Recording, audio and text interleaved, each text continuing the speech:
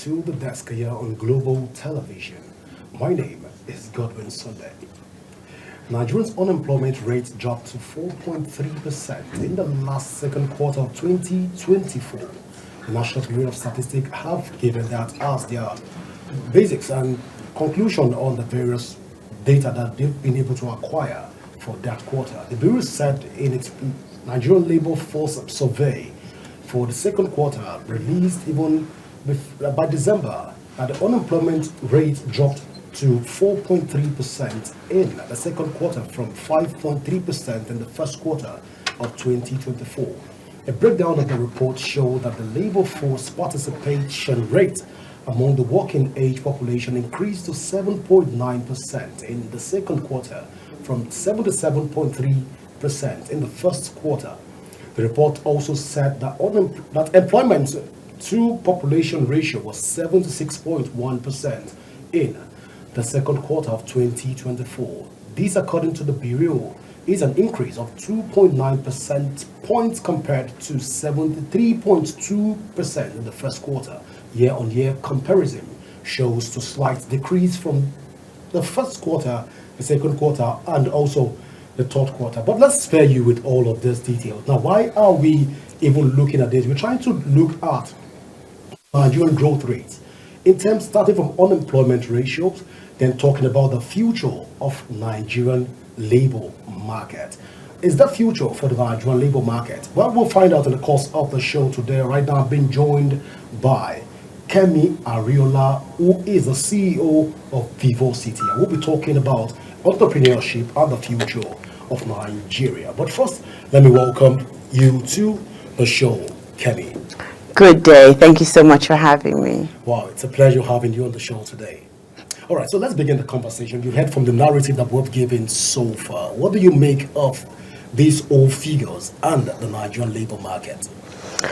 So unfortunately, the future is very, very bright for our workforce here in Nigeria. But you see, you're quoting one particular figure, and I listened to everything you said. You're talking about the unemployment rate. Yeah. But you see, I'm also very concerned about the underemployment rate. Because as much as we see the unemployment rate going down to figures of 4.3% and 5.2%, and we also need to understand that there's a figure for men and a figure for women. But we also see that the underemployment rate still stands at about 10%. Okay. And when we say underemployment, we're talking about hours, money, but not enough for decent life. So what these members of the workforce are earning is not enough to sustain them. So we can easily say that the unemployment rate is reducing, but how about the underemployment rate? What we see is that what we've heard is that by the year 2030, 92 million jobs will be obsolete. And that's because the evolution of work. So work in itself, as you know, robotics, AI, innovation, all these things are coming into play. How ready is Nigerian workforce for this evolution of work? How much are we upskilling our own workforce to play in the fields of green skills? How well are we upskilling our Nigerian workforce to evolve with the tech evolution? We see the rise of things like e-commerce, the e-commerce platforms. We see rise of things like sustainability consultants. We see rise of things like environmental engineers. How many of our universities, both private and public, have begun to teach these particular courses? So in essence, you're saying that we're not even prepared, talk less of being ready for the future. I think the statement I'm about to make is we're not even aware. That is the future. You have to be aware before you can begin to be prepared. Okay. If we did research, market research now, a feasibility study, and checked out there to see how many people are actually aware of the evolution of work and what it means for the future of work, and you see that the figures are very, very low.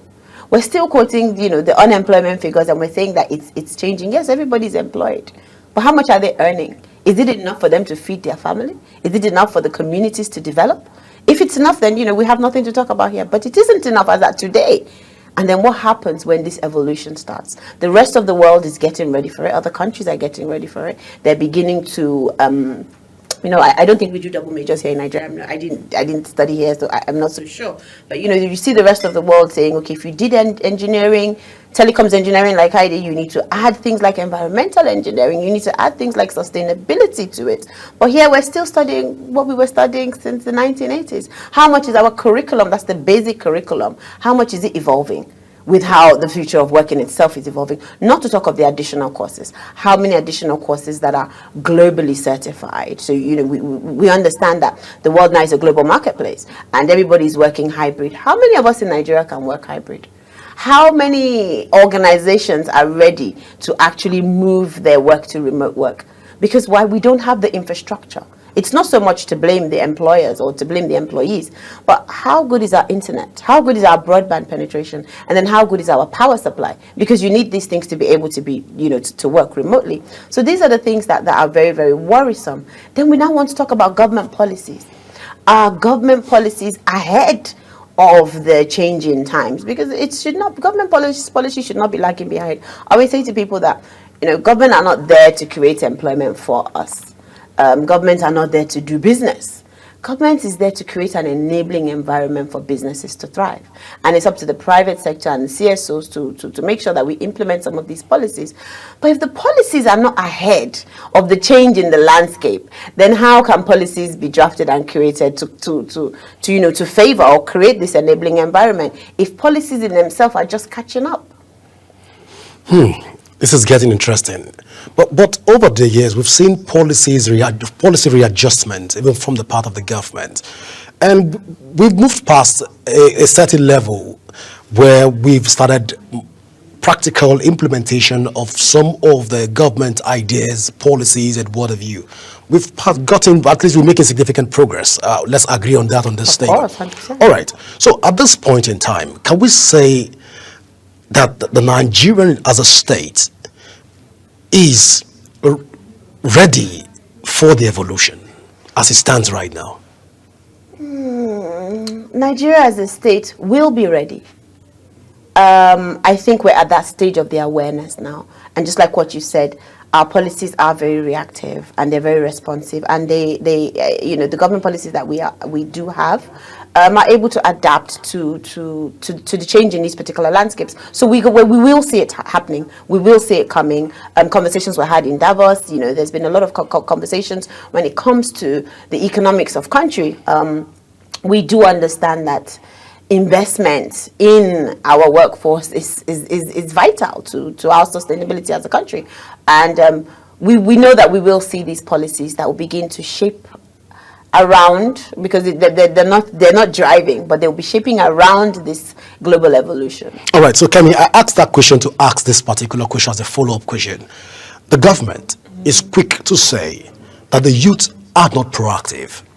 The youth, on the other hand, will say that the government is not putting the infrastructure in place to ensure that they are able to deliver. Because of this imbalance from two sides and the blame game syndrome, we tend to have more unemployment rates. Underemployment rates keep going up to about 7.6%. Now, looking at all of these things as it stands, I'm asking again, looking from the Nigerian youth's perspective, that a lot of youths are not evolving. Can we tell ourselves that there's a future for the Nigerian labor market? Oh, 100%. With this administration, if I may, you see a lot more young people working in this administration. And, as we said before we came on air, I was the Special Assistant Youth to the Minister of Youth for a good 4 years. And I could say I was the hub or the bridge between the older and the younger. And I could understand where the older generation were coming from and where the younger generation were coming from. And there's a statement that I always quote from Paul Kagame that says, for us to thrive, we need, in government, we need the swiftness of the young and the experience of the old. So there needs to be a marriage of the two. And we see that in this administration now. It shouldn't be a blame game situation. It shouldn't be the young people blaming the government blaming the young people. No, come, let us reason together. Pull up a chair, sit at the table, let us see where are the lacunas, where are the areas that need to be tweaked, what can be done. Dear young people, how would you like things to be done? Dear government, how can you assist us in creating this enabling environment for us to get things done? That's the only way we can move forward. Kemi, that conversation tend to be a conversation between the Nigerian elite youth and not the Nigerian rural youth that are actually feeling the brunt of the unemployment ratios. Oh, no, I wouldn't say I disagree. I would say that when it comes to the grassroots youth, that you speak about, they have representatives, and we have national youth bodies which have local little segments or factions within their organizations at grassroots level, and the elite ones of which you speak are only representatives. They're only the ones that can probably fly to Abuja for the meeting to represent and carry the message of the ones that are back home. We as an organization, which is Vivacity Development, what we tend to do, we do a lot of international events. We do the CSW, the UNGA, the COP, and before we go to any international event, we hold a webinar here in Nigeria to get the perspective of the people that will not be traveling with us, and we get the perspective of these people who are representatives of their local governments or of their grassroots indigents. We listen to them and we put all of this together in order to form a communique that we either take with us or to part of the communique that we bring back. These conversations continue to happen, and they are more inclusive. I say to young people, I know that a lot of them at grassroots level do not have access to data, but wherever you do have access to data, some of them that may not be classified as elite, use it for the right reasons. So you need to form local groups. You need to form these groups, come up with your papers, your communiques, your notes, your white papers, whatever it is that we want to call it. So just your advice to the village chief head, for instance, who would then be able to carry it forward, because we can't all sing at the same time. It would disrupt the choir. So somebody needs to lead. And in order for you at grassroots to get your voice heard, you need to channel it through a particular funnel. So what funnel are you using at the grassroots? And the onus of this is on the state governments, the onus of this is on the local governments, as well as the youth organizations we have that have representatives at every local level. Well, Kemi, to a very large extent, we've seen support groups, even from the youth, that are resident in Abuja. Their head office is in Abuja. And they tend to still feed this funnel. They feed the funnel with a lot of information, and the government tend to work with those information. But to a large extent, we've not seen conversation that happens even at the grassroots. For many reasons, we've been able to interact with a lot of people. If you find it surprising, you can talk to people at the grassroots. You'll be amazed that some of the government policies are being introduced. They're surprised. They just find out that the government come out and say, we've reached out to this statistic, we've been able to do A, B, and C, and people keep wondering, for who? How did you arrive at these figures? So I'm asking, in order to bridge that gap and that lacunas that we've had over time, are we actually, if the conversation is not getting to the grassroots as it ought to be, are we ready to talk about the future of unemployment in Nigeria? Because if you look at it critically, people from the grassroots that are based in Taraba, the rural communities that farm, people that are in Makurdi that are into farming, you travel down to Cross River State, you move to Yola, Sokoto, you move down to other parts of the country, you realize and appreciate what young people are doing. And these are the people that will champion the cause of Nigeria. But when their voices are not heard, because there is a funnel, are there modalities that can even be put in place to ensure that the 774 local government visits, the federal government in this case, visits this local government and get their input from those young people? Because if we're not having this conversation, Kemi, I'm asking, are you sure we have a future? Even to talk about now we're down to even the labor market. Of course, 100% we do have a future. And, just like what I said, awareness. And after awareness, we do the upskilling, and then we ensure that we get them into a great wealth creation situation. And I use the phrase wealth creation situation because we're not talking about just good jobs. We're also talking about upscaling small, medium scale businesses. First and foremost, yes, the federal government can get down to the grassroots, but remember, we have a local government for a purpose. But you will agree with me that 774 local government, not all are functional. See, I'm going to talk from my personal experience. All right, please go ahead. Please. So first and foremost, while I was in the Ministry of Youth, we had a particular initiative. I think it was the Nigeria Youth Investment Fund. And what happened? A state governor, I wouldn't quote the exact state governor because I can't remember which state it was, took it upon himself to say that he wants internet cafes within the area and places with access to the internet to pull together some of the grassroots youth and fill out their application forms for them. So you could go to various centers designated by the governor to get your form filled. While we were working mostly with the online films, we also ensured that physical forms were taken to local government areas. And I can assure you from my personal experience, a lot of this money did go to the grassroots. That's number one. I can also tell you that we as Vivacity Development, because after leaving government, I've still decided to continue exactly what I'm doing, and that's being the voice of the youth. We are embarking on training for certain local governments here in Nigeria. So we're taking green skills directly to the people. We're not waiting for the people to come to Abuja and get the training here. We're ensuring that it goes to every local government. And I continue to say one thing, and I guess a lot of people would disagree with me, but I continue to say that government is in the business of creating an enabling environment.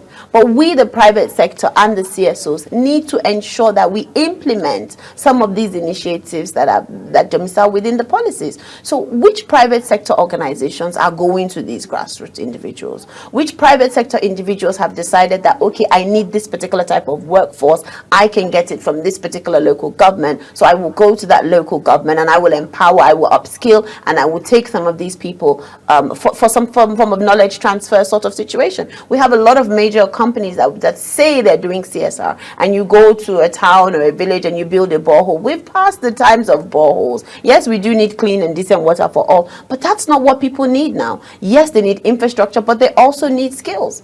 So I don't think that the owners, we should continue to blame the government, if I can use that particular word, or we should continue to solely rely on the government. But I feel that we as individuals, as private sector companies working with CSOs, should take the baton and ensure that we are able, because if I'm able to train 5,000 people and you train 5,000 people, that's 10,000 people that have been trained already. And by the time that's being done in different clusters and silos, and we're going back to our own communities and doing that, then we've done so much more. Yes, we can go to the government for funding to carry out some of these things. Yes, we can go to the government to assist in shaping the policies to favor some of us that are doing some of this work. Of course we can, but to rely solely on the government and expect the president to leave Abuja and go down to 774 local governments, it will be foolhardy of us to believe that is possible. Hence why we have local government chairmen. Hence why we have representatives at the local government level. Hence why we have the legislators that exist and represent their people here at the federal. They need to ensure that, so when a policy is or an initiative is rolled out at the federal,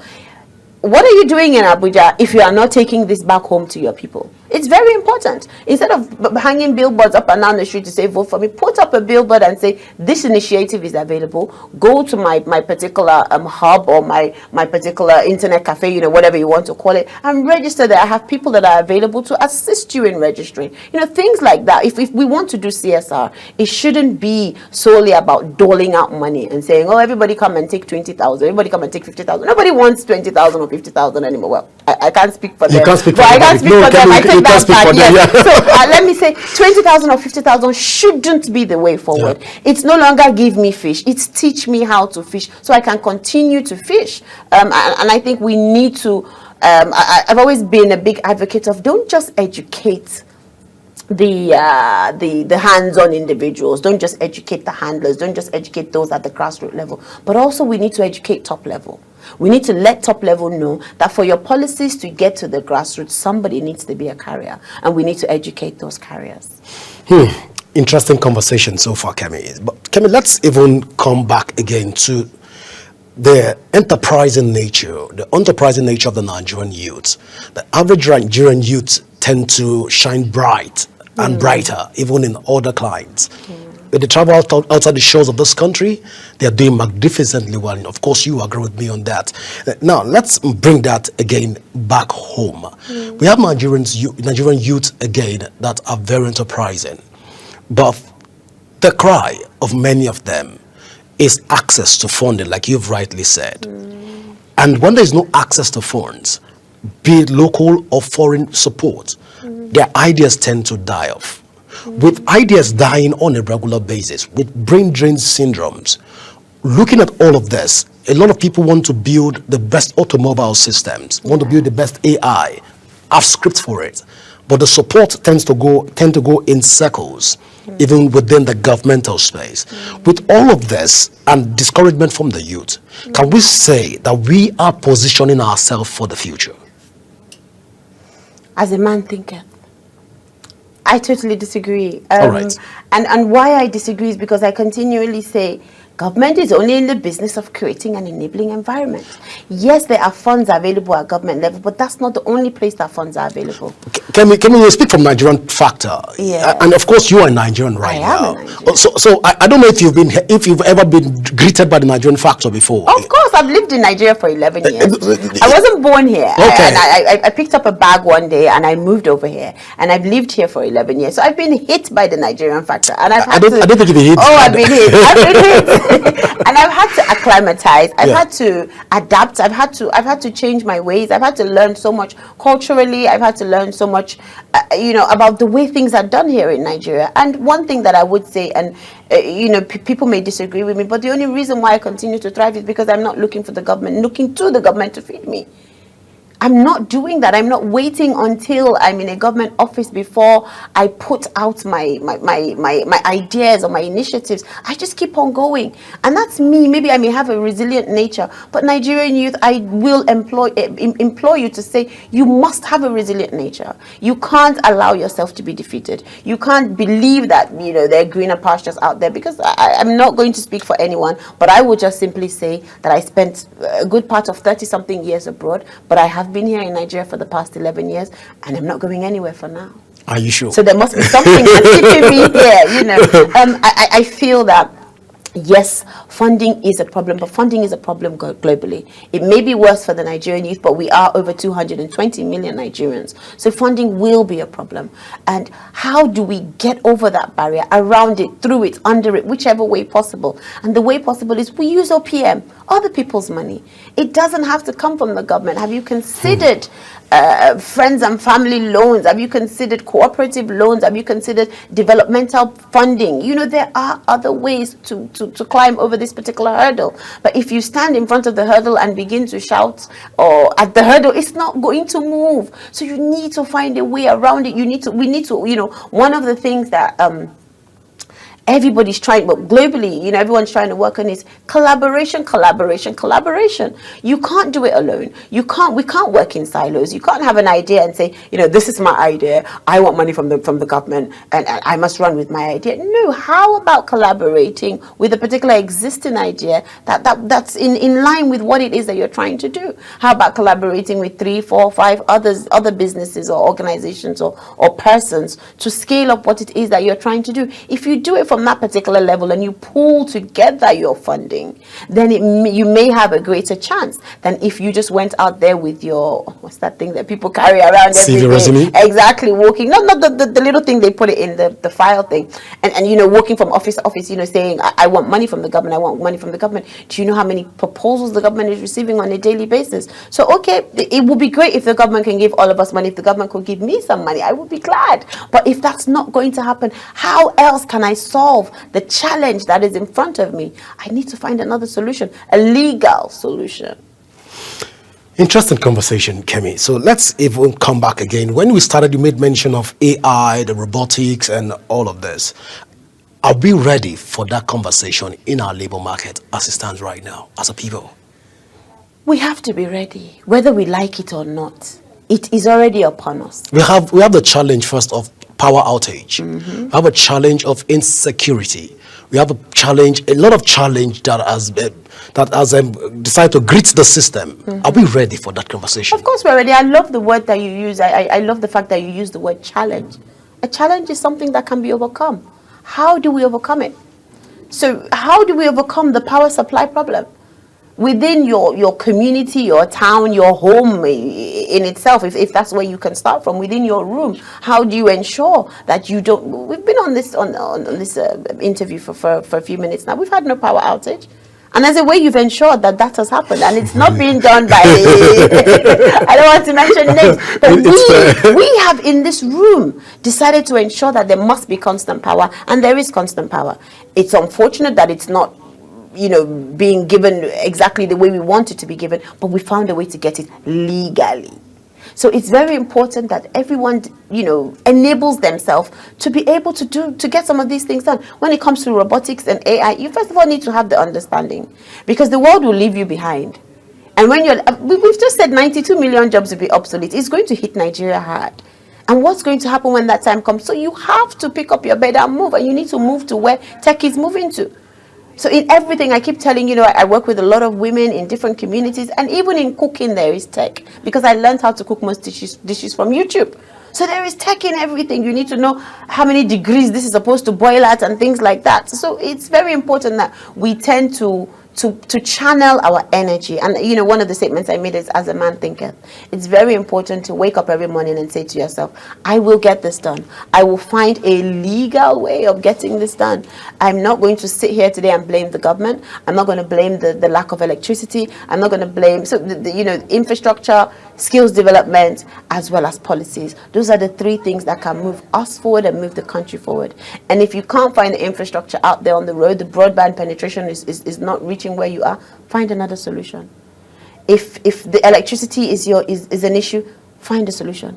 You may not be able to give yourself 24 hours light, but ensure that you're able to give yourself a call 4 hours later, and during that 4 hours light, and during that 4 hours, be as productive as you can be. It may sound harsh, but it's the reality. Face the reality, deal with it, and find a way to come out of it. It's very important. Well, Kemi, to a reasonable height, our university curriculums are not there yet. Oh, I agree.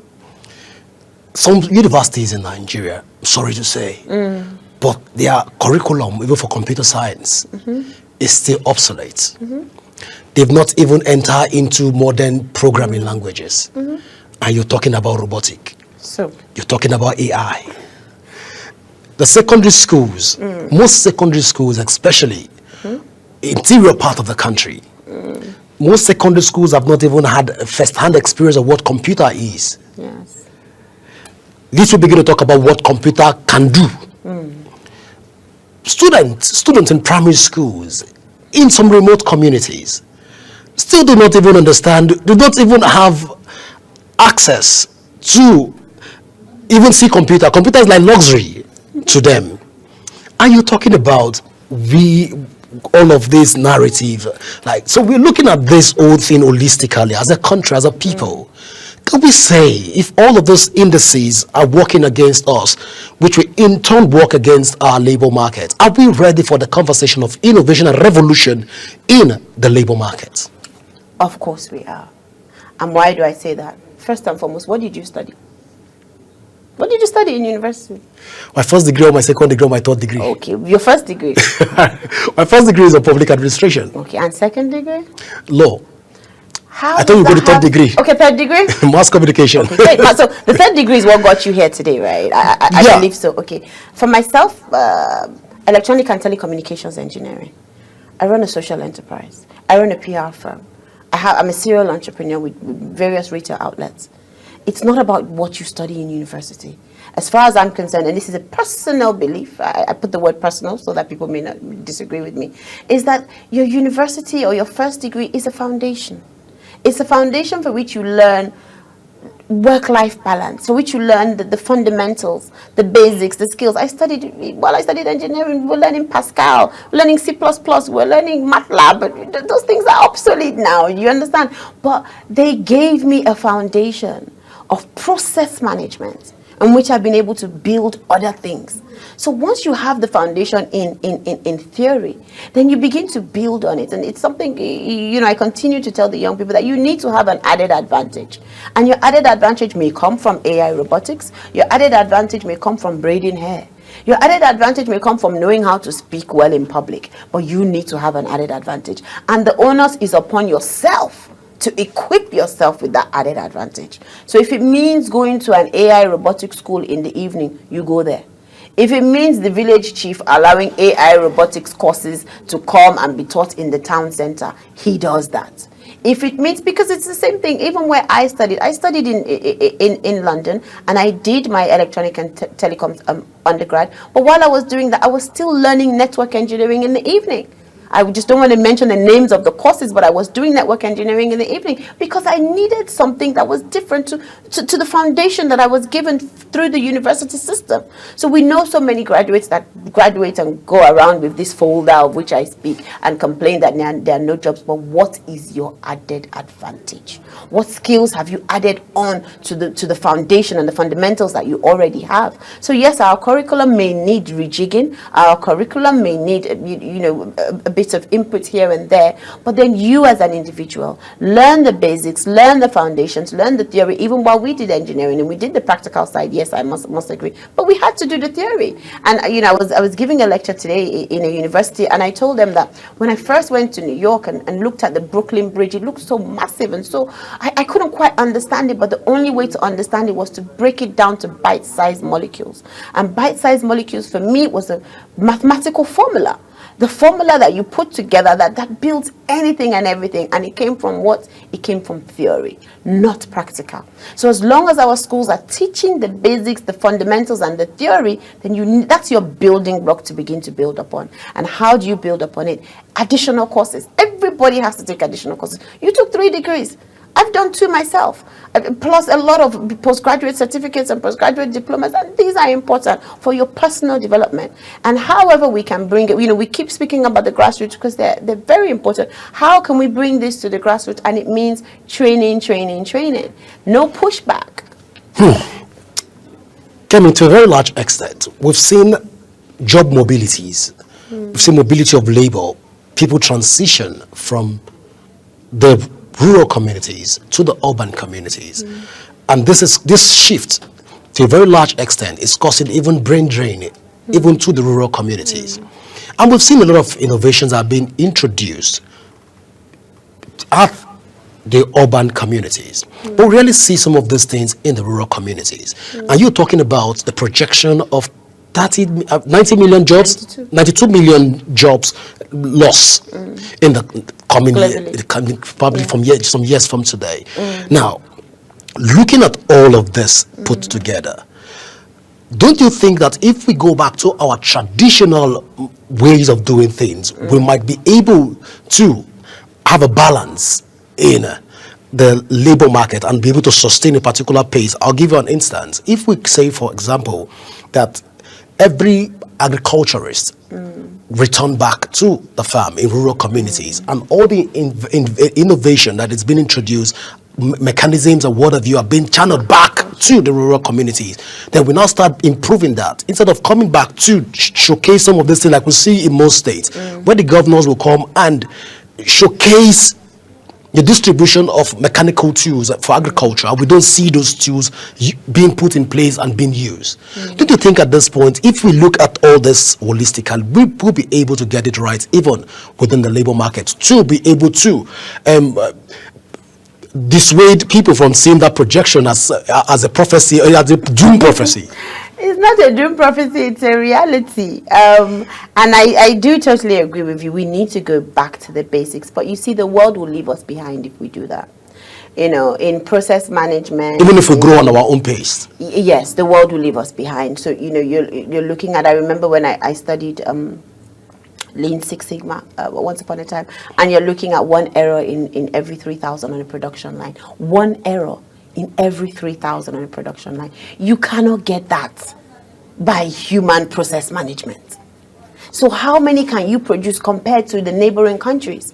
So if you decide you want to fall back, you will have 2,995 errors in every 3,000. That's ridiculous. I'm exaggerating, but you see, it's very, very important that we are at par, or even light years ahead of our global peers. It's very, very important. We cannot fall back to doing things manually. But what I did pick out of what you said, and which is very, very important, is there needs to be knowledge transfer. So in smart agriculture, in the AI that is coming into agriculture, the tech that's coming into agriculture, the sustainability that's coming into agriculture, these things need to be taught at the local level because these are our farmers. So we need to have this knowledge transfer where we continually go back to the roots, we go back to the ground grassroots, and we train them, we teach them, we equip them with the greenhouses, with the smart agriculture tools. That is what they need. But you see, remember we said there are three things. One is the policy from the government.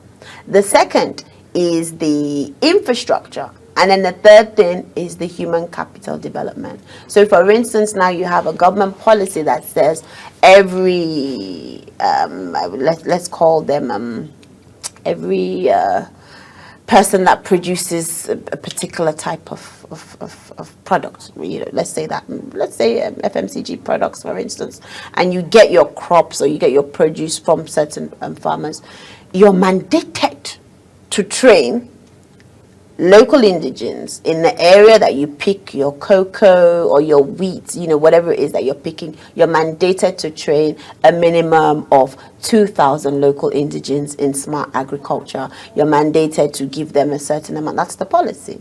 Then you're mandated to do the human capital development, which is the skills acquisition side. And then you're also supposed to build, clean, whatever it is, provide the tools. That's the infrastructure. And these three work hand in hand. So if we're able to get these three working at the local level, then of course we'll see the shift, nationally, and we will continue to remain. Because if we're not able to churn out, we have certain natural resources. And if we're not able to churn them out, we're diversifying our economy. We're no longer exporting, no longer exporting oil, but we're trying to export non-oil products. And if we can't churn it out at the rate that other countries are churning it out, nobody would purchase from us. But Kemi, look, when you say other countries will leave us behind, and we need to depend on other countries, like an interconnectivity. Of course. A structural, functional kind of thing. But then I'm looking at it at this point. If we're talking from that angle, some scholars will say, wouldn't this take us back to neocolonialism and further promote the thought of neocolonialism? Why don't we produce ours for ours, develop us for us, develop us for us, and export us to other countries in that case? Because it still won't be enough. Even in Nigeria, we don't produce enough for our own consumption. How can we produce for exportation? How can we earn forex from exportation? So you're saying if everybody that read agriculture in university are returned back to their local community to start developing that sector, people that read physics, people that read mechanical engineering, they return back to their communities to start developing. You're saying in the space of 5 years we will meet up certain obligations. So if I asked you to go back to your village, I'm the one asking the question, So let's put it hypothetically. So the truth is, there will be a pushback. You can't ask me to go back to my village, and with a very good incentive. I can go back to train them, but I wouldn't go back there to live. If you read agriculture. Okay. If you studied agriculture. I know that we're keeping this strictly agriculture at the moment, but you see, a lot of people have developed further than where they came from. Let's put it that way. And mandating them to go back there may not be what they need, and it may not be the way forward. But what we've just said is what is important is the knowledge transfer. So whichever way they can transfer that knowledge, create the infrastructure, or develop the infrastructure further, that is what we're looking for. And yes, definitely, if we can get people to do that, there will be a shift. But it's not about going back to the way we were before. It's about going back while incorporating the advancements. So going back to the village, no longer to use a cutlass and a hoe, but to go back with smart agricultural processes. That is where we're at. So we are still using this AI, robotics, and innovation. It has to be used. We can't, no man is an island. We cannot do it alone. The world is a global market. Everybody is interconnected. If we want to really diversify our economy and produce what we are able to export, then we need to export it in huge numbers. And we will not do that if it's business as usual for us. We must keep up to date with global trends, if not ahead, because we can be ahead if we want to be ahead. We have that intelligence as Nigerians, but we just don't. What I keep on saying, that it's not just about the knowledge. Knowledge is one thing, but what is most important is the application of knowledge. So everybody that has studied agriculture or studied STEM or what it is, how are they applying it? And how are they using it to make a better life for themselves, a better life for their community, and a better world for us all? Kemi, the way we are talking on this table, not Nigerian out there be afraid.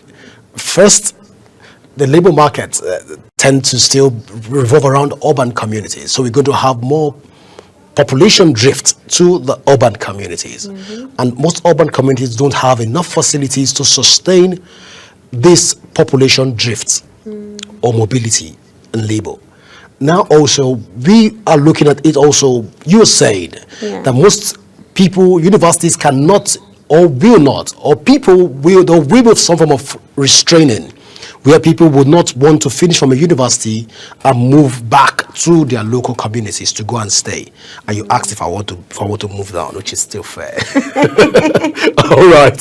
So, looking at all of this narrative and indices that we've been able to point out, one will now ask, doesn't this spell doom for the Nigerian labor market, especially as far as the future is concerned? No, not at all. I love the fact that you said it may, and it will, and it can.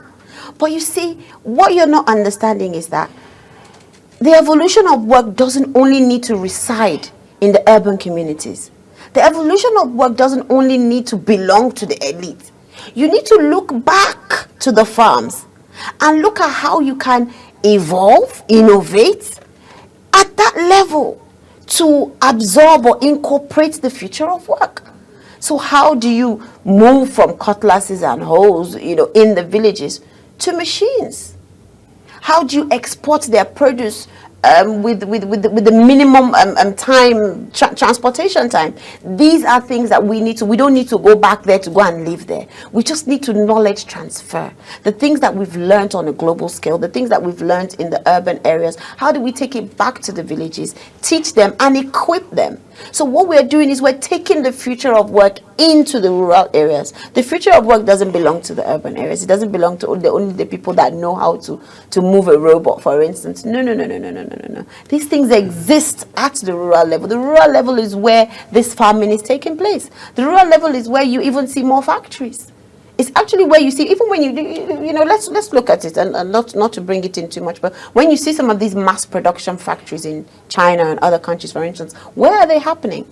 So you can't tell me that we can't bring this industrialization back to Nigeria. And I'm not saying bring it to Nigeria. I'm saying bring it back to Nigeria because we had it once upon a time. So how do we take these factories back to the rural areas? Because it's cheaper for a business to have a massive factory in a rural area, but it's just for them to provide the electricity, the infrastructure of which we speak, as well as teach the skills.